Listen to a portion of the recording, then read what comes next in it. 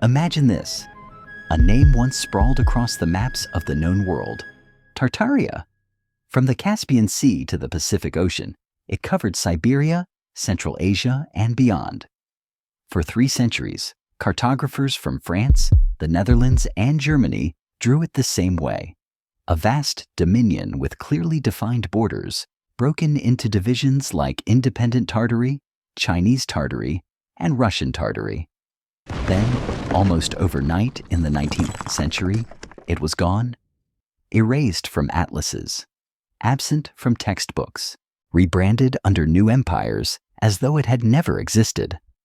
Official accounts insist Tartary was merely a vague term for the Asian steppes, land of nomadic horsemen, not a unified civilization. But why would rival mapmakers from different nations agree on such detailed boundaries for centuries, only to stop together? Why the sudden coordinated disappearance? And why do the architectural remnants in those same territories, massive domes, intricate stonework, mathematically precise city layouts, speak of a sophistication that belies the primitive label? This is where the theory of the mud flood enters. Proponents claim that in the mid to late 1800s, a global catastrophe engulfed cities in liquefied earth, burying buildings up to their 2nd or 3rd floors. What remains visible today, the so-called basements with ornate windows and doorways half sunk into the ground, were once street-level entrances. Mainstream history blames gradual urban development, raised roads for sanitation, or reconstruction after disasters. Yet the burial depth is eerily consistent across continents, and the same grand, neoclassical style appears in sites thousands of miles apart. Seattle's underground offers a striking example. Entire city blocks hidden beneath modern streets. Officially, this was the result of elevating roadways after the Great Fire of 1889. But beneath the surface, there are facades of such intricate stonework that they seem out of place for a frontier town, rebuilt by hastily trained laborers. New York's subway excavations have revealed vaulted halls and detailed masonry far below street level. Chicago's post-fire street raising uncovered similar architectural anomalies. In London and Paris, buildings show first floors turned to basements, their original entrances sealed by earth. If this is simply the result of progress, why does it follow the same pattern from city to city, continent to continent? And why does it coincide with the moment Tartaria vanishes from the record? Historians dismiss these connections as coincidence, but the visual evidence is harder to ignore. Classical columns, symmetrical domes, precise stone joints, hallmarks of a global architectural language that somehow survived only in fragments. If there was no advanced empire, why does its ghost still stand in brick and stone? The deeper you look, the more the timeline frays. The maps, the architecture, the buried streets, they form a pattern too deliberate to be random. If Tartaria existed, its erasure was not an accident. And if it was erased, the real question is, who decided the world should forget? As we begin unraveling this mystery, we invite you to join us on the journey.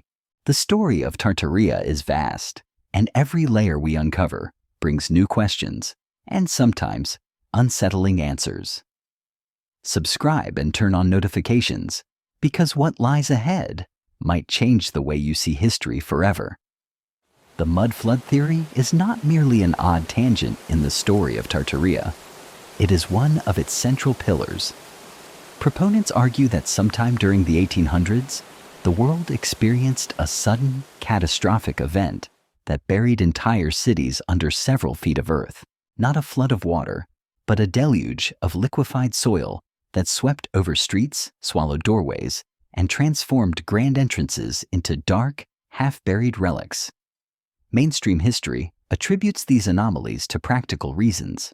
Streets raised for sanitation, reconstruction after fires, or gradual urban changes. Yet the evidence across continents reveals patterns that challenge these explanations. The burial depths appear strikingly uniform, the architectural styles startlingly consistent, and the timing suspiciously close to the moment Tartaria disappears from the maps. Seattle's underground is perhaps the most famous example. Beneath its modern sidewalks lies an entire earlier street level, storefronts, windows, and street lamps preserved in perpetual dusk. Official accounts point to the Great Fire of 1889 and a decision to elevate the streets by more than 6 meters. But when every block is raised to the same precise height, the effect feels less like a pragmatic rebuild and more like the aftermath of something much larger. Far from the Pacific Northwest, similar anomalies emerge. In New York, subway excavations have uncovered vaulted chambers and ornate stone facades far below the modern street surface.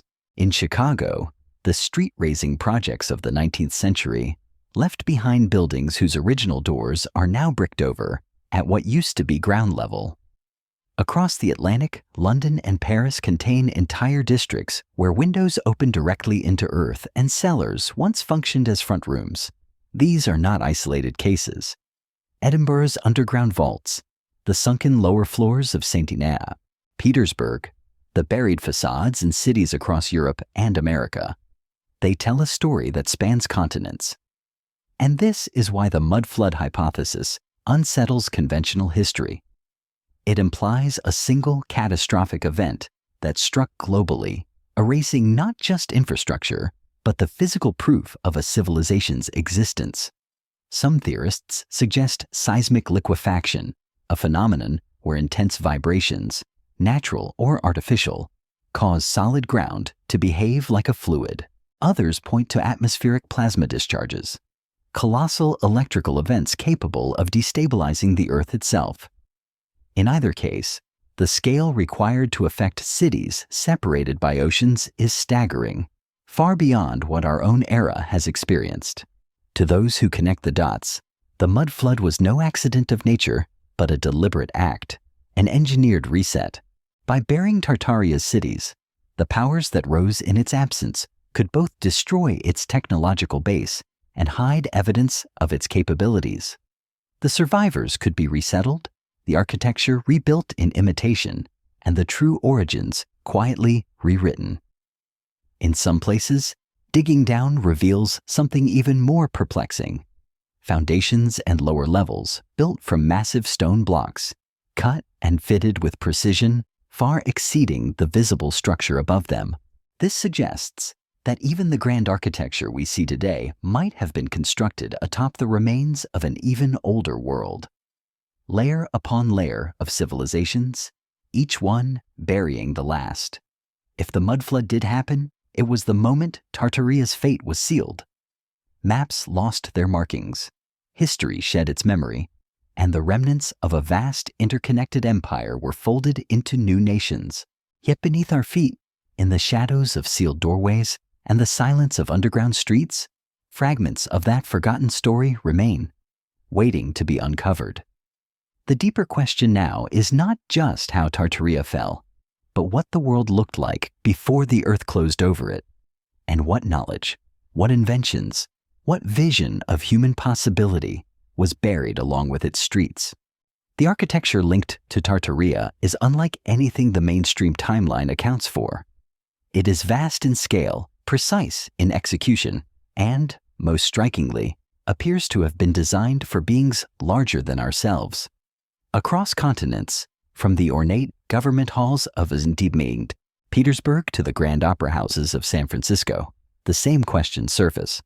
Doorways tower 3 times the height of an average person. Staircases require a stride too long for comfort. Furniture from period photographs sits oddly high, as though built for longer limbs. These are not isolated oddities. In the Iowa state capitol, massive domes and intricate stone carvings seem to radiate a geometry that feels purposeful, as if tuned to some harmonic principle. In Russia's Hermitage Museum, vast chambers are so high that the ceilings vanish into shadow. Some artifacts, armor, weapons, and even doorframes, appear proportioned for individuals well over 8 feet tall.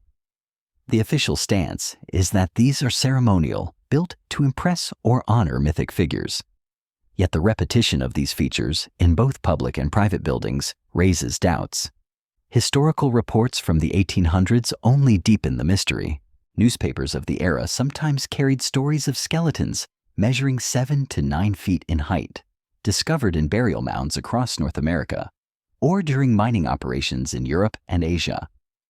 Most of these finds, according to the records, were quickly removed, often sent to institutions like the Smithsonian, only to vanish from the public record entirely.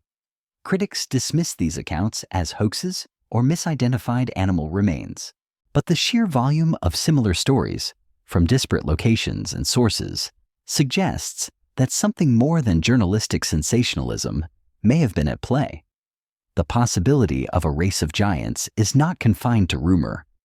Cultural myths across the globe, from the Titans of Greek legend, to the Nephilim of biblical tradition, to the red-haired giants of Native American lore, describe large, powerful beings who lived alongside or before humanity. These stories, often dismissed as metaphor, gain new weight when considered alongside the oversized proportions of Tartarian architecture. If these giants existed, they may have been the master builders of Tartaria. Such a theory could explain the impossibly massive blocks of stone, cut and placed with precision, that appear in structures from South America's Sacsayhuaman to the megalithic sites of Asia and Europe. The modern assumption is that these feats were accomplished with immense labor forces and rudimentary tools. But what if the builders themselves were large enough to manipulate multi-ton stones with less difficulty, or possessed technology that allowed them to harness sound or resonance to lift and move them? In this light, the grandeur of Tartarian architecture may have served not just as civic pride, but as practical scale. A world engineered for a people of different proportions. Vaulted ceilings could have improved acoustics for sound-based technologies. Broad staircases could have matched the stride of taller beings. Oversized furniture may have been functional, not symbolic. The disappearance of both the giants and their civilization is harder to account for. Were they wiped out by the same catastrophe, the mud flood, that buried their cities? Or did they retreat, leaving the smaller survivors to inherit their empty halls and forgotten technologies? Some fringe theories suggest a more deliberate removal, that later powers erased the giants' existence from historical record to prevent uncomfortable questions about humanity's origins. Regardless of the truth, the evidence embedded in stone and mortar remains. When you stand before a 10-foot-high door in an old government building, or walk the wide, shallow steps of a cathedral built centuries ago, it is difficult to ignore the nagging sense that these places were not made with you in mind. They were built for someone else, someone larger, stronger, and perhaps far older than the history books allow. The Trail of the Giants does not end with oversized doorways and cavernous halls. It leads into a pattern of discoveries and disappearances that is as puzzling as it is consistent. In the late 19th and early 20th centuries, newspapers across the United States, Europe, and parts of Asia occasionally carried headlines about extraordinary finds. Human skeletons measuring anywhere from 7 to 9 feet tall, unearthed in burial mounds, remote caves, or during large-scale construction projects. In the American Midwest, reports surfaced of entire burial chambers filled with giant remains, their skulls elongated, their jaws broad enough to fit over the head of a modern adult. In West Virginia, a mining crew was said to have uncovered a skeleton with legs longer than most men were tall. Similar accounts emerged from Ireland, Sardinia, and the Caucasus region, each story echoing the last in detail and scale. The strange part wasn't just the size, it was what happened next.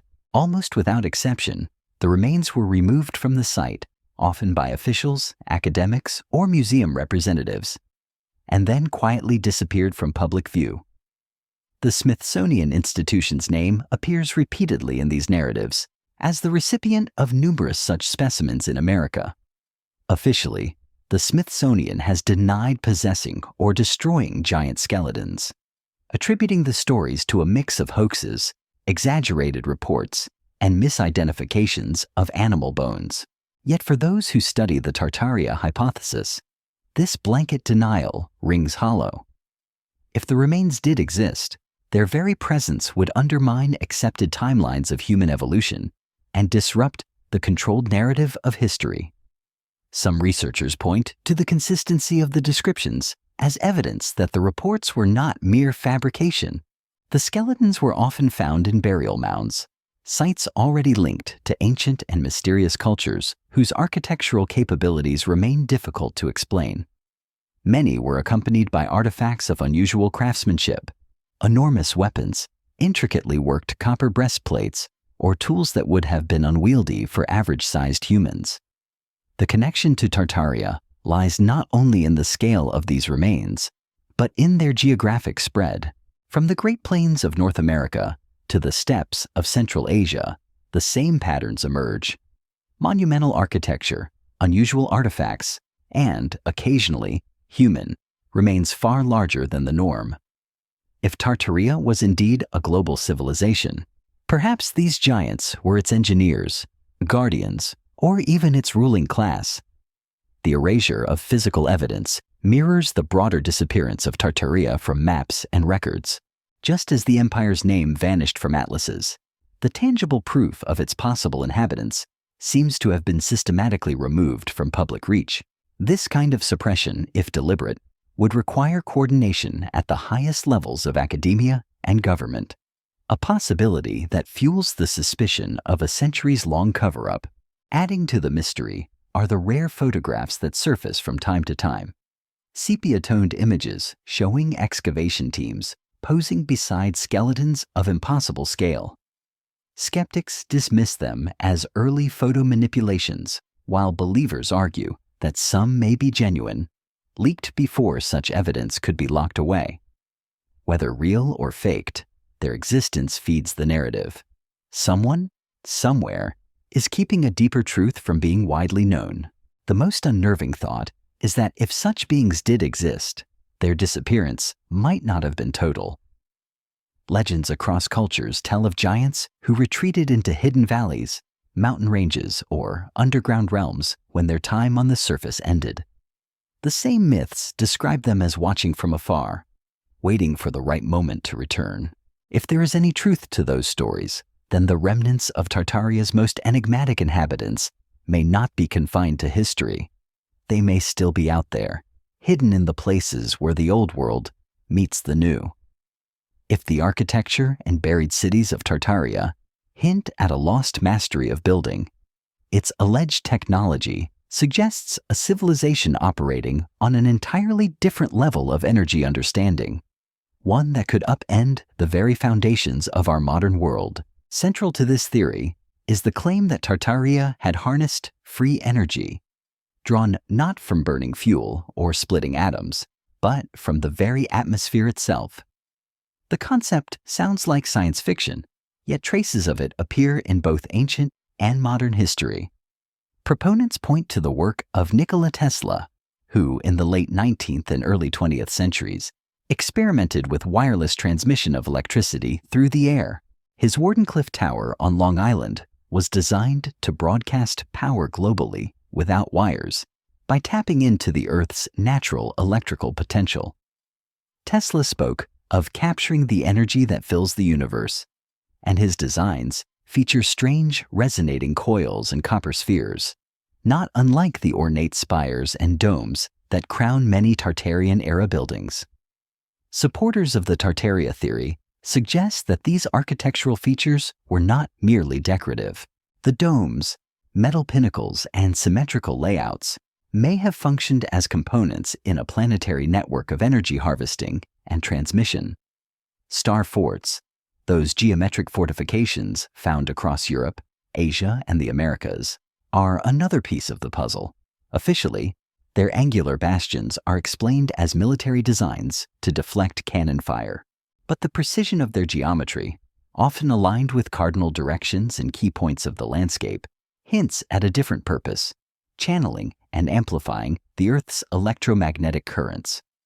In this interpretation, Tartaria's cities were not just population centers, but nodes in a vast global grid, each structure contributing to a system that supplied clean, limitless energy to its inhabitants. If true, it would explain the consistent architectural motifs across distant lands, as well as the extraordinary speed at which these cities could have been built or rebuilt after catastrophe. Critics argue that such ideas are pure speculation, unsupported by hard evidence. Yet, there are modern parallels that make the claims harder to dismiss entirely. Experiments in Earth battery technology, atmospheric electricity capture, and acoustic resonance have demonstrated that energy can indeed be drawn from environmental sources. These technologies remain fringe today, overshadowed by the entrenched dominance of fossil fuels and centralized power grids. The question becomes, if Tartaria had mastered such systems centuries ago, why did they vanish so completely? The darker interpretation is that they were deliberately erased. Control over energy is control over civilization itself. An empire running on free energy would not need oil barons, coal tycoons, or centralized state utilities. Such independence would threaten any elite seeking to consolidate power. Erasing Tartaria and burying both its cities and its technology would ensure that humanity remained dependent on controlled, monetized energy systems. This possibility casts a new light on the sudden disappearance of Tartaria from maps in the 19th century, at the very same moment that industrial empires were rising on the back of coal, steam, and oil. An alternative system, if it existed, was quietly eliminated. Its ruins were repurposed, its innovations attributed to later builders, and its very memory reduced to obscure footnotes and forgotten maps. Some remnants of this knowledge may still survive in plain sight. Ornate metalwork on old rooftops, dismissed as lightning rods, could have been energy collectors. Cathedral-like interiors with extraordinary acoustics might once have been resonance chambers, their vibrations fine-tuned to amplify and transmit power.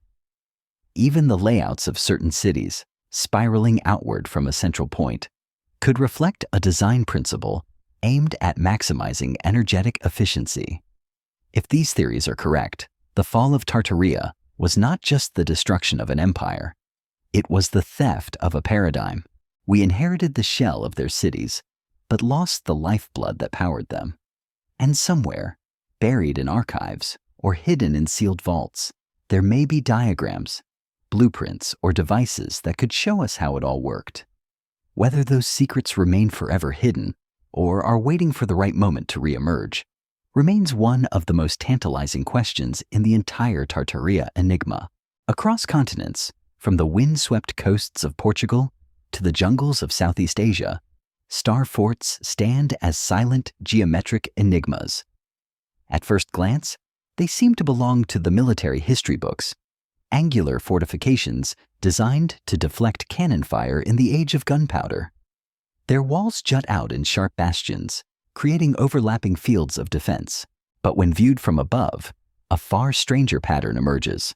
Perfect symmetry, repeating mathematical ratios, and alignments that defy mere coincidence. These designs, often credited to European Renaissance engineers like Sébastien Leprestre de Vauban, predate his era in many cases. Forts of similar design exist on continents he never visited, in regions supposedly unconnected by trade or technology at the time. Even more puzzling is their placement. Many are built not where military logic would dictate, but directly atop geomagnetic hotspots, where Earth's natural energy currents are strongest. Proponents of the Tartaria theory see these forts as far more than defensive structures. They may have been energy hubs, vast open-air machines engineered to tap into and direct the planet's electromagnetic field.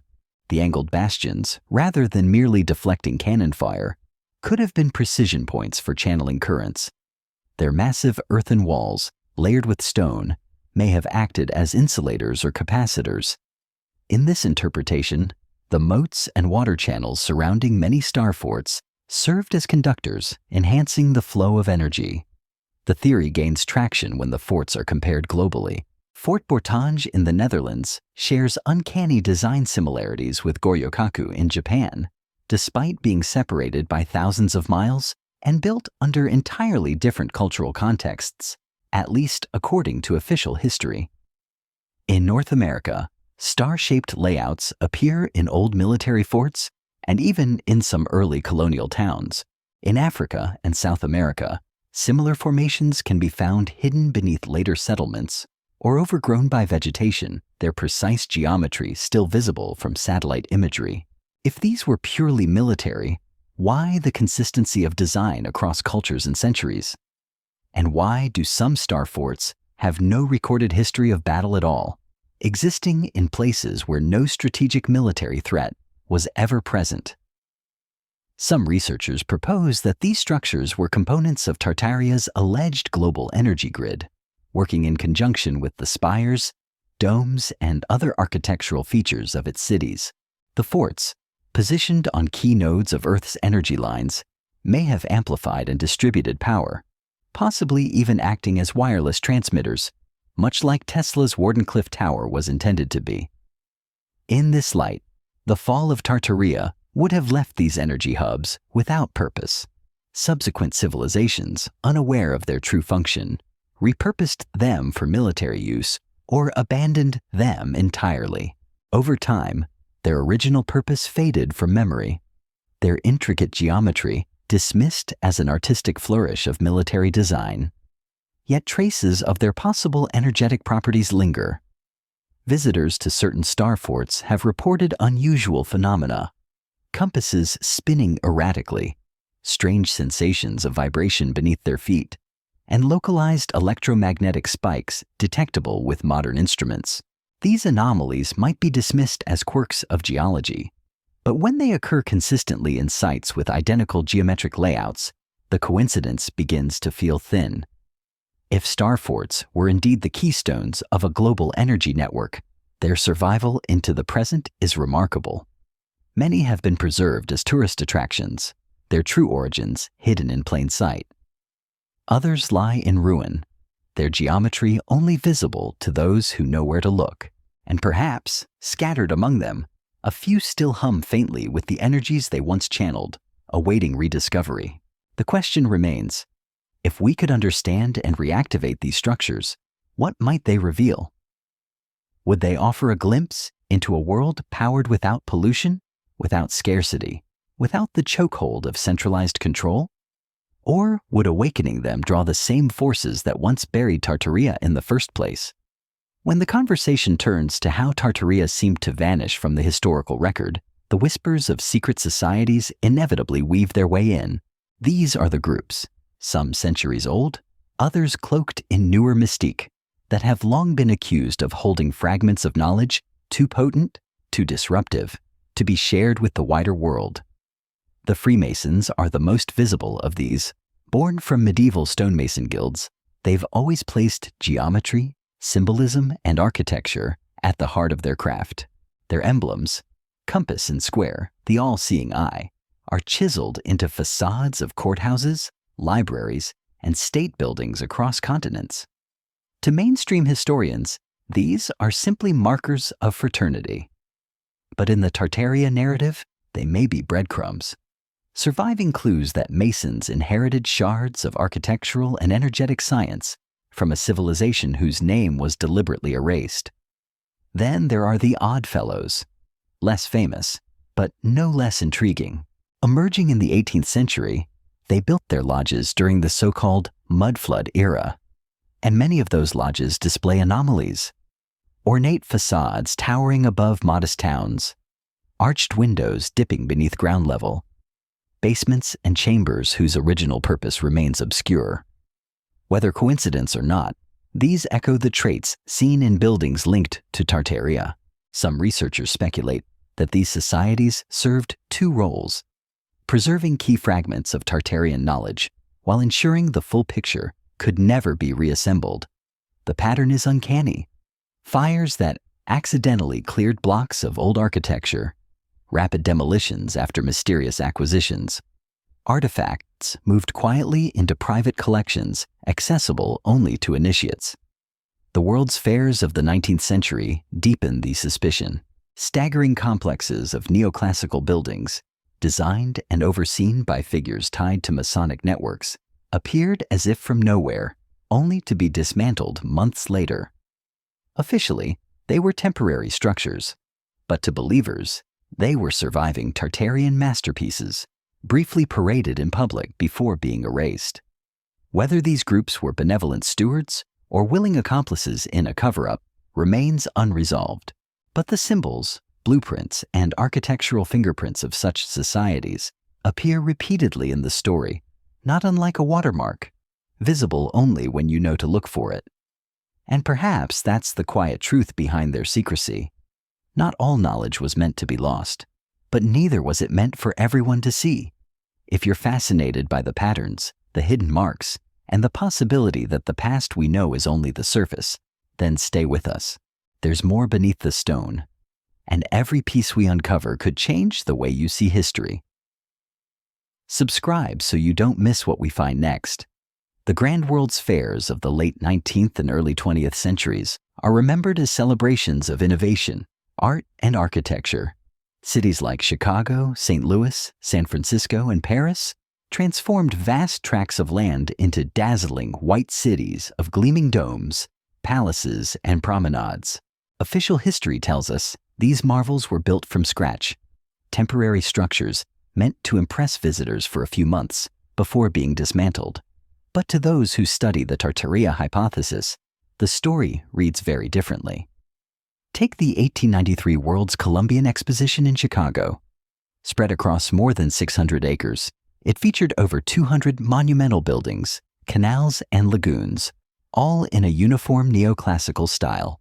The Manufacturers and Liberal Arts Building alone covered 44 acres under a single roof, large enough to fit the U.S. Capitol, the Great Pyramid of Giza, and several European cathedrals inside, with room to spare.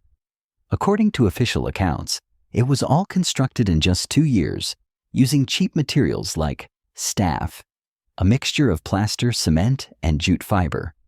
For skeptics of the official narrative, this explanation strains credibility. How could such massive, intricately detailed architecture, complete with towering domes, ornate colonnades, and expansive plazas, be designed, built, and decorated so quickly, especially with the tools and workforce available at the time? And why demolish such beauty almost immediately after the fair closed, burning or tearing down nearly every building? In the Tartarian view, the World's Fairs were not showcases of newly built wonders, but carefully staged unveilings of older, inherited structures, remnants of Tartaria itself. Once displayed to the public, these buildings were swiftly destroyed, ensuring they could not be studied or preserved. Fires, accidental or otherwise, were common in the aftermath of these expositions, consuming buildings that could have stood for centuries. The 1915 Panama Pacific International Exposition in San Francisco adds to the intrigue. Officially, it marked the city's recovery from the devastating 1906 earthquake and fire. Yet within 9 years of that disaster, an entire district of monumental palaces and towers rose from the ashes, again supposedly temporary, again demolished soon after. The surviving Palace of Fine Arts, heavily reconstructed decades later, offers a tantalizing hint of what was lost. St. Louis in 1904 was similar. The fairgrounds included cascades, monumental staircases, and vast halls that, in photographs, look as permanent as any government building. Still, most were destroyed after the event, leaving little trace beyond postcards and faded blueprints. Why pour such enormous resources into temporary structures? Why not preserve at least a few as lasting monuments? The official answer centers on cost, practicality, and the limitations of the materials. But for those convinced of a deeper agenda, these fairs were the perfect cover. They allowed the public to see the splendor of a bygone era without realizing its true origins, and then facilitated the erasure of that evidence under the guise of planned demolition. Adding weight to this suspicion is the frequent presence of high-ranking Freemasons, prominent industrialists, and political leaders in the planning committees of these fairs. Many of these figures had ties to the same networks implicated in other aspects of Tartaria's disappearance. Their influence over what was built, displayed and destroyed could easily have shaped the narrative and ensured that no inconvenient questions about origin were left unanswered. If the theory holds, then the world's fairs were more than spectacles. They were funerals for an empire the world had already forgotten. The photographs that survive are like portraits of the dead, reminders of beauty and capability we no longer possess, and perhaps are not meant to reclaim. Between 1854 and 1929, an estimated 250,000 children were sent across the United States on what became known as the orphan trains. Officially, this was a charitable movement organized by groups like the Children's Aid Society and the New York Foundling Hospital to rescue destitute children from overcrowded eastern cities and place them with families in rural communities. But within the Tartaria hypothesis, this mass relocation takes on a darker, more calculated meaning. A possible repopulation effort after a cataclysmic event had emptied large swaths of land. The scale alone is striking.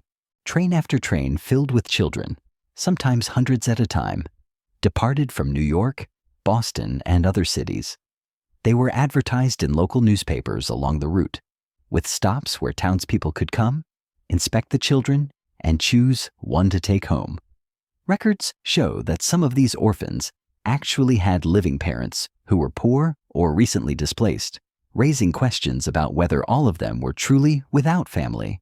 Researchers who link this phenomenon to Tartaria point to its timing. The orphan train era began just as the mud flood theory places a major global catastrophe, mid to late 19th century.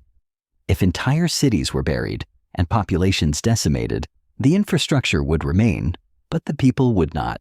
What better way to repopulate than to quietly redistribute children, stripping away their previous identities and histories? The Odd Fellows, a fraternal order active in the same period, often took a role in caring for orphans. Their lodges were scattered throughout towns that also feature mudflood architecture, grand buildings with partially buried lower floors. In some interpretations, these societies were acting as intermediaries, placing children into communities built on the remnants of Tartarian cities, ensuring the new population had no memory of what came before. Stranger still are the connections to the world's fairs. At the 1904 St. Louis Exposition, visitors could view incubators with live infants as part of an educational exhibit on premature care. The fair's midway became a showcase for human life as spectacle. Conspiracy theorists argue that some of these children may have been sourced from the same network as the orphan trains, part of a larger, unsettling system of relocation and control. Testimonies from descendants of orphan train riders sometimes mention missing details in family histories, unexplained gaps in ancestry, or stories of being told never to ask about origins. While these experiences can be explained by the trauma and secrecy often surrounding adoption, they also feed into the idea that the true purpose of the orphan trains was more than humanitarian. If the movement's stated goal was to give every child a home, it also ensured that entire generations grew up disconnected from their roots.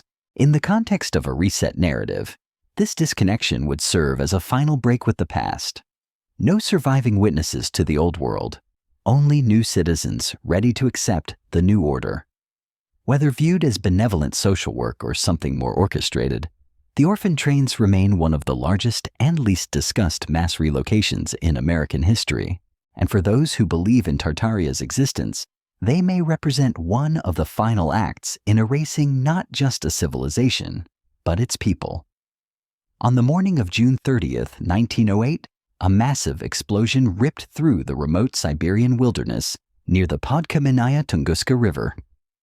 The blast flattened an estimated 80 million trees over an area of more than 800 square miles, sending shockwaves felt hundreds of miles away.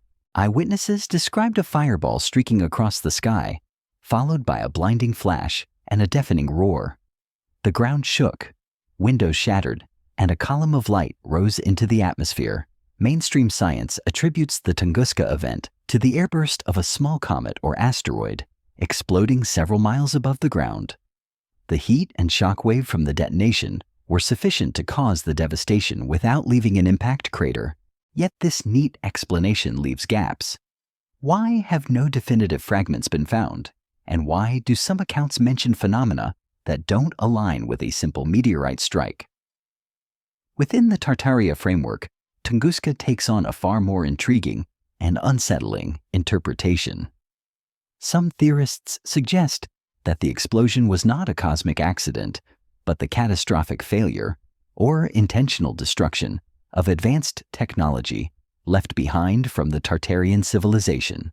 Siberia, after all, lies in what old maps label as the heartland of Grand Tartary, a region filled with architectural anomalies, strange legends, and unexplained ruins. Theorists envision possibilities. A massive energy device buried deep beneath the taiga, perhaps part of the same planetary grid as the star forts, suddenly malfunctioning or being sabotaged. Others imagine an atmospheric energy tower or crystal array, its stored power unleashed in a single violent discharge. The bright flash, the strange lights in the sky days before the explosion, and the absence of impact debris all align with the idea of a technological detonation rather than a natural one. There are even those who speculate that the event was the result of an attack, either from rival human powers seeking to erase the last remnants of Tartaria's technology, or from forces beyond Earth. The suddenness of the explosion, in a location so remote and so deeply tied to Tartarian lore, adds to the suspicion that it was targeted. Expeditions to the site in the decades that followed noted more than just flattened trees. Some areas appeared to have been subjected to intense heat, fusing the soil into a glass-like surface, an effect more consistent with high-energy plasma or experimental weaponry than with a natural airburst. Wildlife patterns changed, and local Evenki and Yakut peoples told stories of a fire god or thunderbird descending from the heavens. These oral traditions, often overlooked by official reports, may preserve cultural memories of the event that differ sharply from scientific conclusions. For believers in the Tartaria reset, Tunguska could mark one of the last chapters in the deliberate dismantling of the old world's infrastructure. If the Siberian forests still hide the remains of a destroyed power source, they would also hide the proof that an entirely different level of technology once operated here, a level our own civilization has yet to match. And perhaps the most haunting thought, if the event was indeed a technological failure, then somewhere beneath those scorched and regrown trees may lie relics that could either restore what was lost or repeat the catastrophe. In ancient religious texts, the names Gog and Magog appear like distant thunder, figures or nations destined to emerge in the final upheavals of history. In the Hebrew Bible, Ezekiel describes Gog as a prince leading vast armies from the remote parts of the north to assault Israel, only to be destroyed by divine intervention. In the book of Revelation, they are nations deceived by Satan, rising in rebellion after 1,000 years of peace. The Quran recounts the story of Dhul-Qarnayn, often associated with Alexander the Great, who built an immense barrier to contain the savage tribes of Ya'juj and Ma'juj, Arabic for Gog and Magog, until the appointed end times. To mainstream scholars, these are allegories, moral lessons, dressed in apocalyptic imagery. But within the Tartaria narrative, Gog and Magog are reimagined as something far more literal and far more dangerous. Some theorists suggest they were not metaphors for chaos, but actual hostile forces, human or otherwise, that clashed with Tartaria in its final days. Ancient maps, such as the 1375 Catalan Atlas, place Gog and Magog in the wild expanses of Central and Northern Asia, territory firmly within the bounds of Grand Tartary on later European charts. In this telling, the barrier of legend might not have been a simple wall of stone and metal, but an energetic or dimensional seal, something engineered to keep these entities from entering the heart of the empire. Siberia, with its vast uncharted landscapes and its concentration of anomalous phenomena, is often pointed to as the likely site of such a gateway. modern reports from the region add a strange resonance to the old stories. UFO sightings over Lake Baikal, unexplained spheres of light, and accounts of metallic humming in remote valleys all mirror the idea of an unstable threshold between worlds. Some conspiracy researchers even link these anomalies to the Tunguska explosion, theorizing that the 1908 event might have been an attempt to destroy or close such a portal before it could be breached. The most elaborate versions of the theory merge the ancient and the modern, proposing that Gog and Magog were not purely human adversaries, but hybrids or off-world intelligences, beings capable of slipping between dimensions through controlled gateways. The portals, they argue, were technology inherited from an earlier age, maintained by Tartaria as both a means of travel and a critical line of defense. One of the most intriguing modern clues comes from the 2014 Sochi Winter Olympics opening ceremony. In the eyes of most viewers, it was a spectacular showcase of Russian history and culture. But for those steeped in the Tartaria narrative, its sequences told a different story.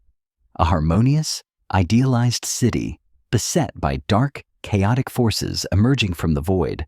The triumph of order briefly maintained before the stage went black. The ceremony took place in the shadow of the Black Sea, geographically close to areas that old maps label as the lands of Gog and Magog.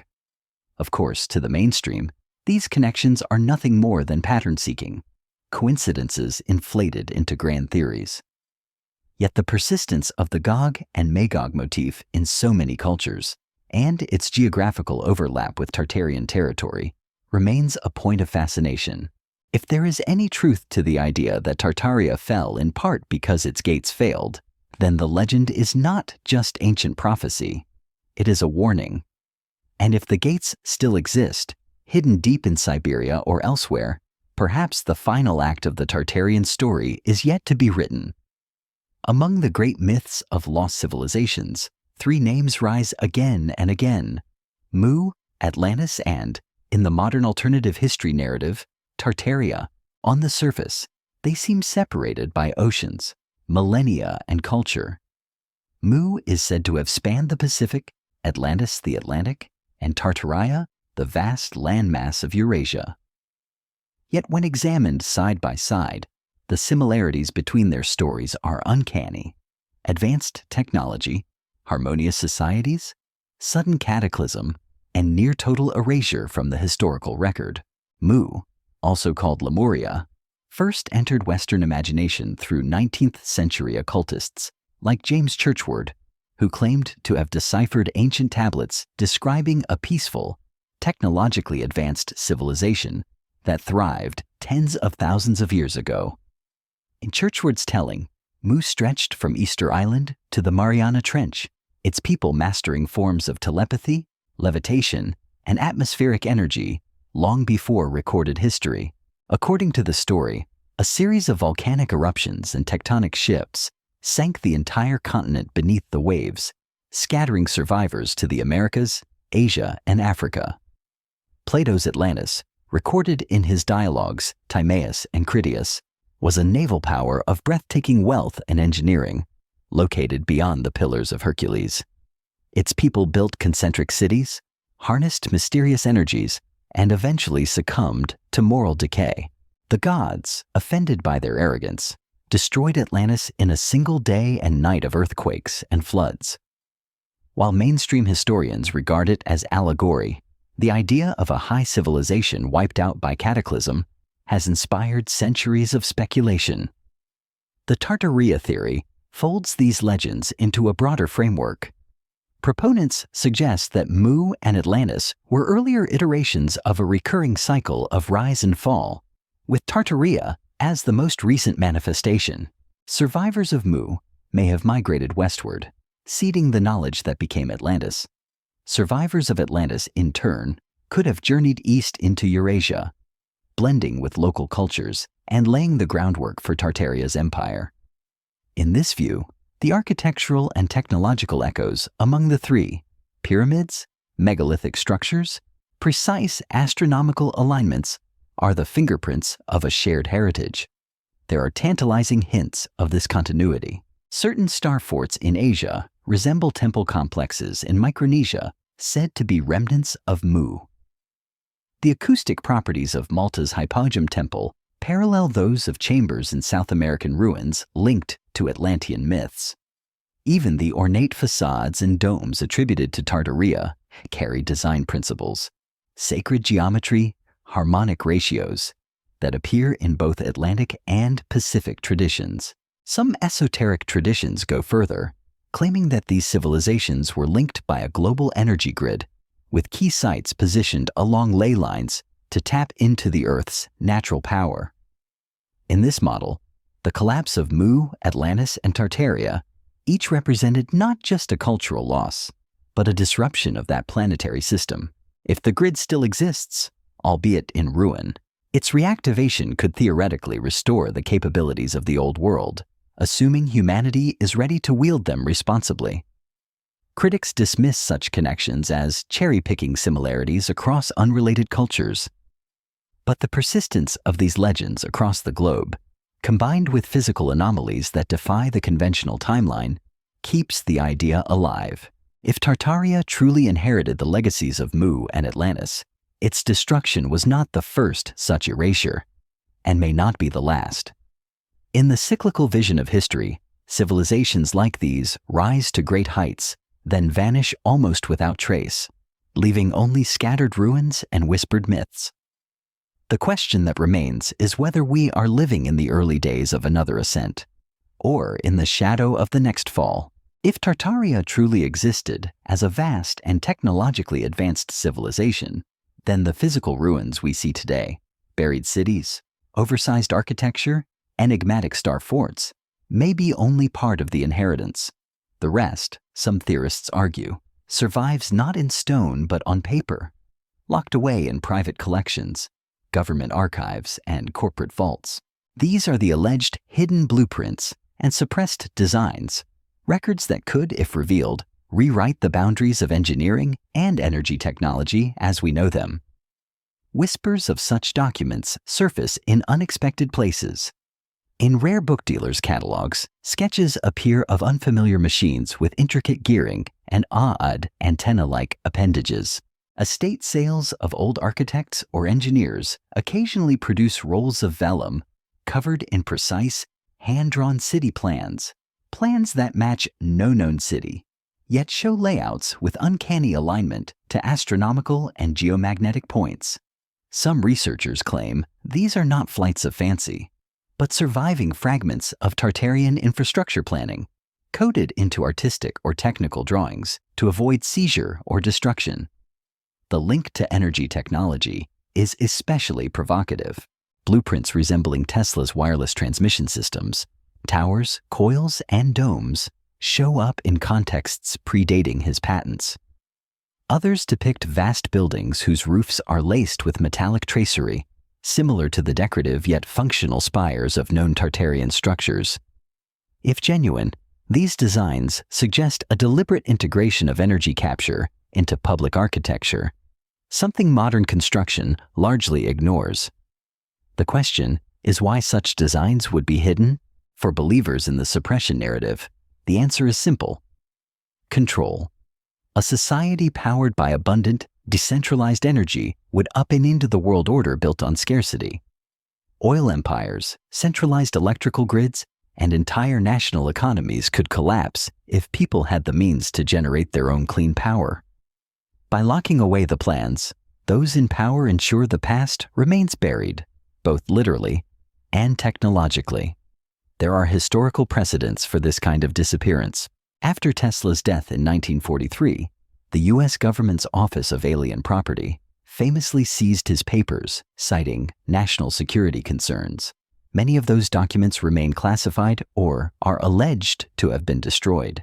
Similar stories swirl around inventors whose devices claim to produce over-unity power, more energy output than input, only to have their patents purchased and shelved, or their workshops mysteriously destroyed by fire. Some theorists believe these events are modern echoes of the same policy that erased Tartaria.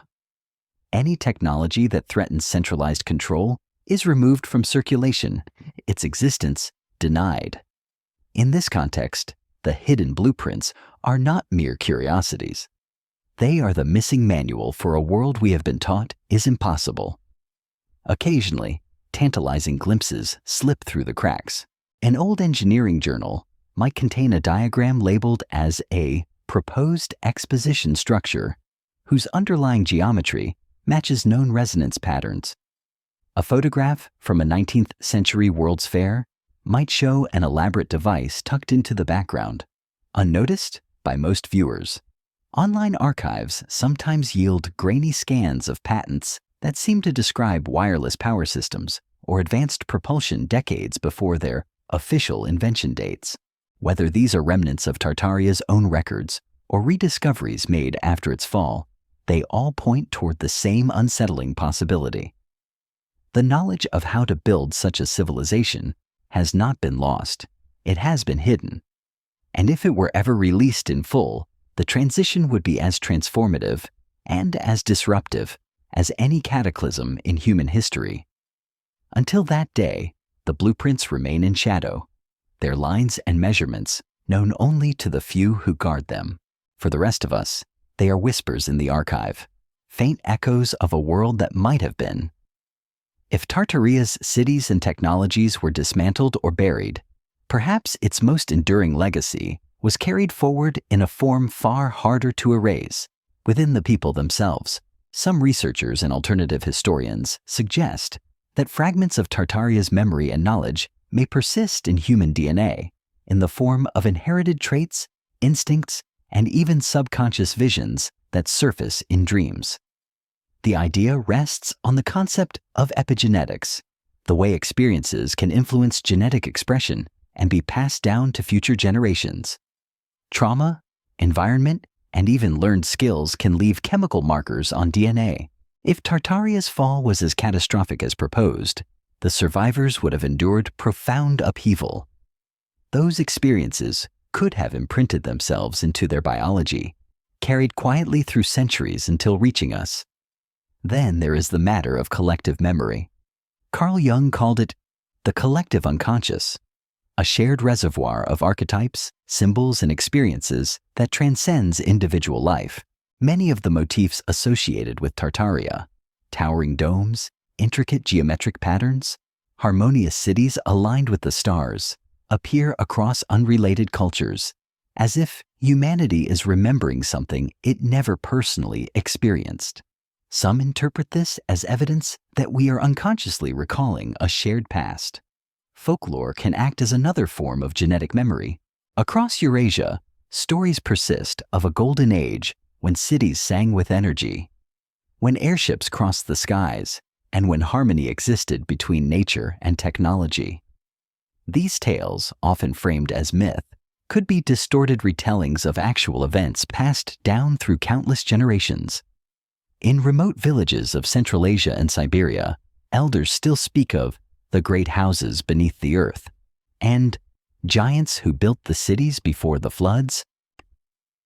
Even certain abilities that seem rare or anomalous today are, in this framework, interpreted as relics of Tartarian heritage. Unusual aptitude for engineering, intuitive navigation by celestial bodies, heightened sensitivity to sound or vibration. These might be echoes of skills once common in a society that integrated advanced technology into daily life. Some proponents go further, suggesting that specific bloodlines may carry a greater concentration of this genetic and cultural inheritance. They point to regions where mudflood architecture is dense and where oral histories stubbornly preserve memories of a vanished empire. In these areas, they claim, people sometimes exhibit an unexplainable familiarity when encountering Tartarian-style structures or symbols, as if recognizing them on an instinctive level. Of course, mainstream science sees these ideas as speculative at best. There is no accepted method to prove that an ancient civilization's knowledge could be directly encoded in DNA. The persistence of architectural motifs and myths, skeptics say, may simply reflect human preference for symmetry, grandeur, and storytelling. Yet for those who feel a strange connection when standing before a star fort, or when running a hand along the stone blocks of a building, half buried in the earth. The pull is real. It is as though something deep within stirs, something that has been waiting, quietly, for generations.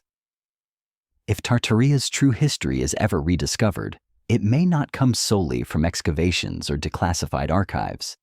It might come from unlocking the memories written in our own biology and listening to the quiet voice of the past that still whispers in our blood.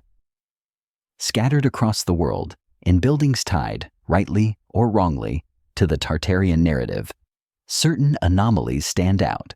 They are the kinds of details most visitors overlook. A compass that spins erratically in the middle of a room. A whisper heard clearly from dozens of feet away. A cold spot in an otherwise warm chamber. To skeptics, these are quirks of old construction or geology. To those who study Tartaria, they are traces of a lost science, architecture designed to interact with forces beyond the purely physical. One of the most persistent observations concerns acoustics. In many grand halls, cathedrals, and government buildings of Tartarian style, sound behaves in ways that feel intentional. Stand in the center of a domed chamber and speak, and your voice returns to you amplified and enriched, as though the building itself were resonating. In some, whispers carry unnaturally far, bouncing with clarity that modern engineers struggle to reproduce without electronic assistance. This is not merely an aesthetic flourish. Some researchers believe these acoustic properties were part of a broader technological function. Structures acting as resonance chambers, designed to harness or direct sound waves. The purpose could have been practical, such as amplifying speech to crowds without mechanical devices, or far more advanced, like using sound to influence matter or energy flows within the building. Electromagnetic anomalies are another puzzle. Sensitive instruments have detected localized spikes in EM fields within certain domed or starfort structures, even when far from modern electrical sources. In rare cases, the readings intensify during solar storms, as if the building's materials and geometry are capturing and concentrating natural energy from the Earth's magnetic field or the atmosphere. The fact that many of these sites are positioned along known geomagnetic lines, sometimes called ley lines, only deepens the intrigue. Temperature differentials add to the mystery. Visitors have reported stepping into sudden zones of coolness or warmth with no apparent cause. No draft, no sunbeam, no vent. Some of these spots correspond to architectural focal points, such as the center of a rotunda or the apex of a vaulted ceiling. If Tartarian builders understood how to manipulate airflow, energy, and resonance, these microclimates might have been deliberate, perhaps even functional in ways we no longer understand. There are also visual effects. In certain tiled floors and mosaics, geometric patterns seem to shimmer or move when viewed from specific angles. While this can be explained as optical illusion, believers see it as symbolic encoding, mathematical keys embedded in art, hinting at the building's true purpose. In some traditions, such patterns were used to induce altered states of perception, which could align with the idea of Tartarian structures as places not just of governance or worship, but of consciousness work. What's striking is the consistency of these features across continents. From palaces in St. Petersburg to courthouses in the American Midwest, from star forts in Italy to old colonial buildings in Southeast Asia, the same interplay of sound, energy, and geometry recurs. If coincidence, it is a remarkably persistent one. The mainstream explanation is simple. These are the byproducts of skilled but conventional design, the result of artisans who valued beauty, proportion, and craftsmanship. But to those convinced of Tartaria's existence, they are the fingerprints of an advanced understanding of the natural world, an understanding erased alongside the empire itself. If that is the case, then every magnetic anomaly, every resonant echo, and every strange patch of air temperature is not just a curiosity. It is a surviving signal, still transmitting across time, waiting for someone to decode it. If Tartaria's cities were buried and its name erased, what became of its people? For many who follow the theory, The answer is simple. They did not all vanish. Some survived, scattering across the vast reaches of Eurasia and beyond, blending into local populations while carrying fragments of their culture, technology, and memory. These survivors and their descendants may still live among us today, their legacy hidden in plain sight. In the remote steppes of Central Asia, certain nomadic tribes maintain oral histories that speak of the great stone cities under the ground and of ancestors who lived in an age when the sky was full of ships that sailed without wings. These stories are often dismissed as folklore, yet they persist with remarkable consistency across distances and generations. The elders speak of a harmony between man, nature, and the stars, a recurring motif in accounts of Tartaria's supposed golden age. In Siberia, shamanic traditions preserve rituals involving resonant drumming, throat singing, and geometric symbols drawn on the ground before ceremonies. Some researchers believe these practices are echoes of Tartarian science, the rhythmic vibrations and patterns once serving a technological purpose, perhaps even influencing energy flows, before their meaning became purely spiritual. Similar practices can be found among indigenous peoples in the far north of Russia and in parts of Mongolia, where circular settlement layouts mimic the geometric precision of star forts. Architecture in certain isolated towns also raises questions. In the mountains of Kyrgyzstan, old civic buildings display ornate stone facades and impossibly large archways, out of place in their modest surroundings. Locals claim they have stood since before our grandfathers' grandfathers, and no one remembers their construction. The same pattern appears in rural Poland, Romania, and the Balkans, communities that preserve grand buildings as relics but have no historical records explaining their origin. Even cultural artifacts hint at deeper connections. In Kazakhstan, weaving patterns in traditional carpets sometimes match the layouts of known star forts. In parts of Eastern Europe, folk dances trace geometric steps that, when mapped, resemble resonance patterns used in modern acoustic experiments. Whether coincidence or inherited tradition, these parallels suggest that elements of Tartaria's knowledge may have survived as art, craft, and custom. Language offers another thread. In remote pockets of Eurasia, dialects preserve archaic words for technology that, according to official history, should not exist in those regions or time periods.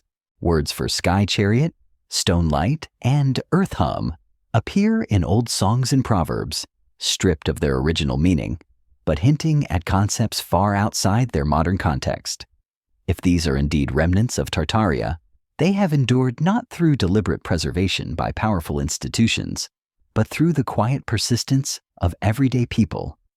This, ironically, may be why they survived at all, encoded in festivals, stories, and tools that no conqueror thought to erase. For the believer, every shaman's drumbeat, every unexplained building, every half-forgotten proverb is a living artifact, proof that Tartaria's influence never truly vanished. It simply transformed, flowing into the cultures that rose in its place, waiting for someone to notice the pieces and begin fitting them back together. To some, Tartaria's disappearance is not an isolated tragedy, but part of a repeating pattern, an ancient cycle of rise, flourishing, and sudden reset. In this view, human history is not a steady march of progress, but a series of peaks and collapses, each wiping away most of what came before. Tartaria, in this framework, was merely the latest high point in a much older rhythm. This concept appears in many cultural traditions. Hindu cosmology speaks of the yugas, vast ages that rise toward enlightenment and then fall into darkness before beginning anew.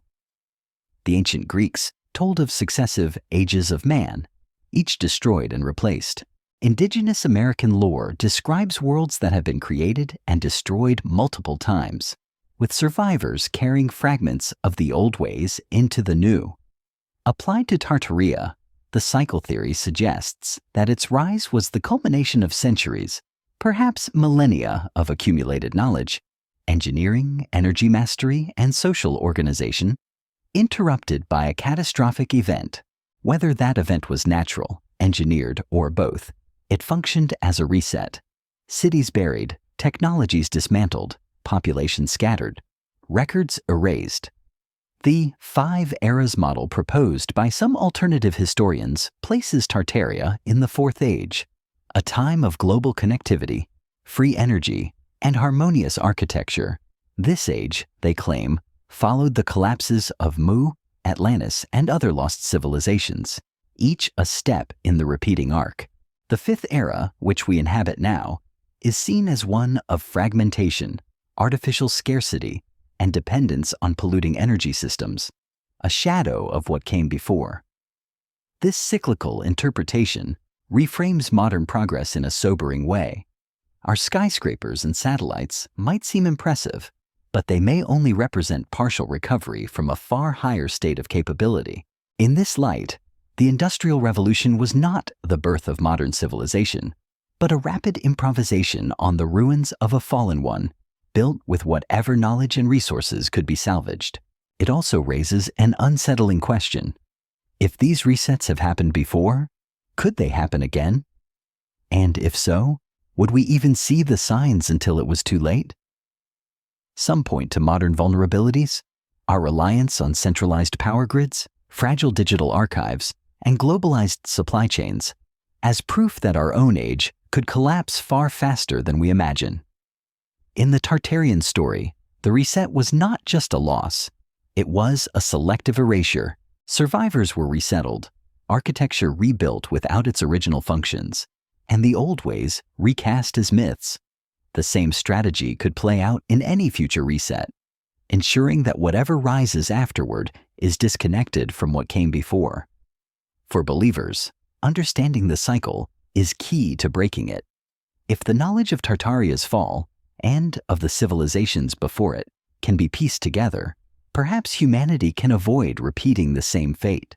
But this would require not only recovering lost technology, but also the mindset that sustained it.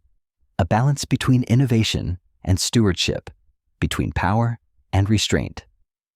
If that lesson remains buried, the pattern will continue, and one day, far in the future, others may walk among the ruins of our cities, wondering who we were and why we vanished so completely.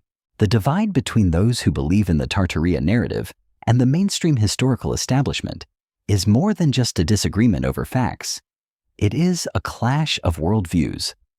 On one side are researchers, hobbyists, and content creators who see themselves as detectives, piecing together a suppressed history from scraps of architecture, maps, and anomalies. On the other are academic historians, archaeologists, and scientists who insist that the evidence has been misinterpreted, cherry-picked, or outright fabricated. To the mainstream, Tartaria is a phantom, an artifact of 18th and 19th century cartography. They argue that Tartary was a broad geographic term used by Europeans to describe vast, poorly mapped regions of Central and Northern Asia, not a unified empire.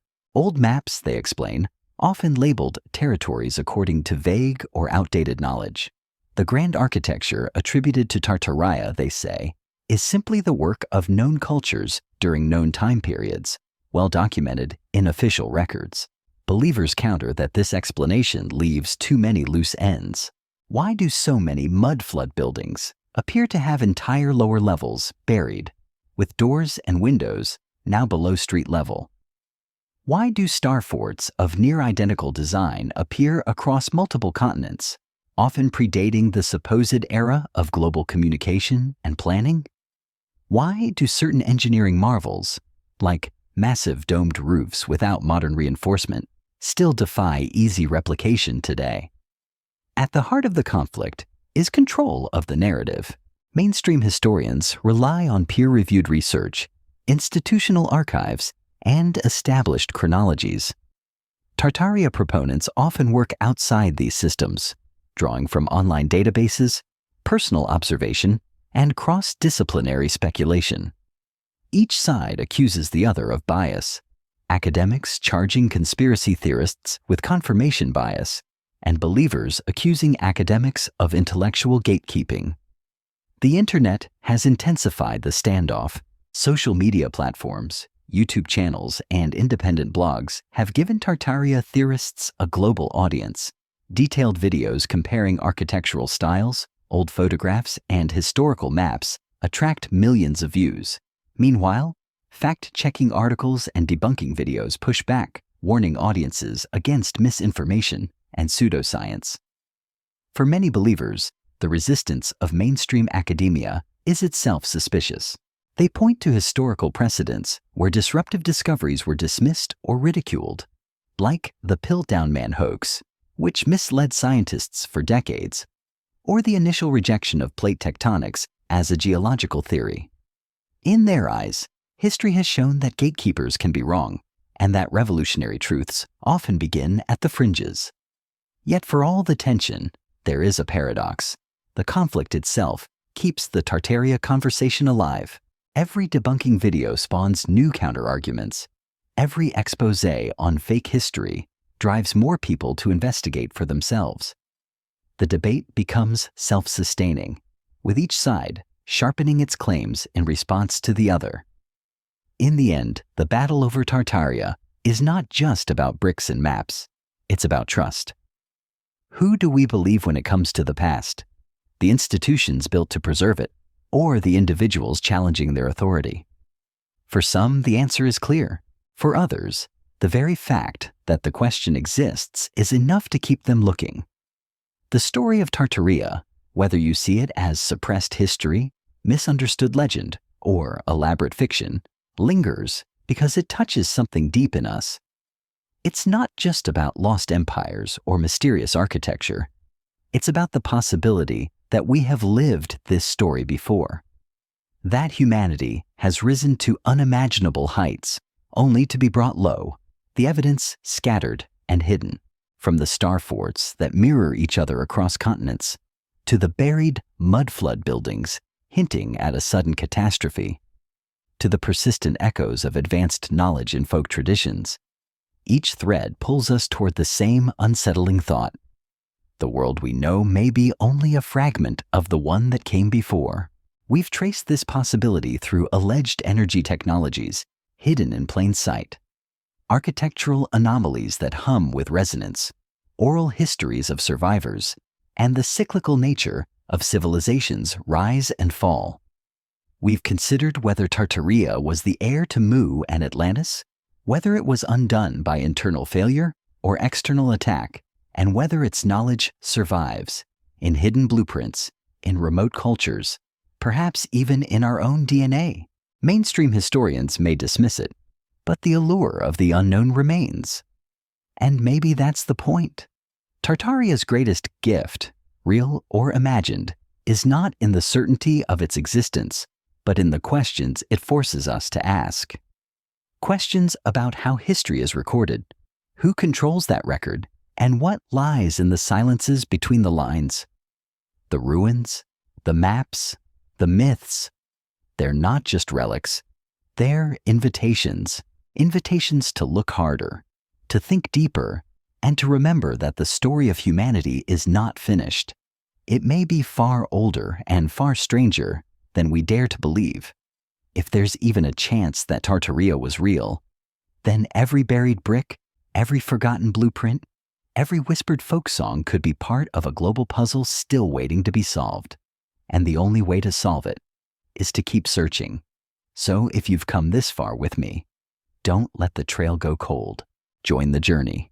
Keep questioning and explore the past they told us was impossible. Subscribe now, because the next chapter of this investigation could change how you see the world.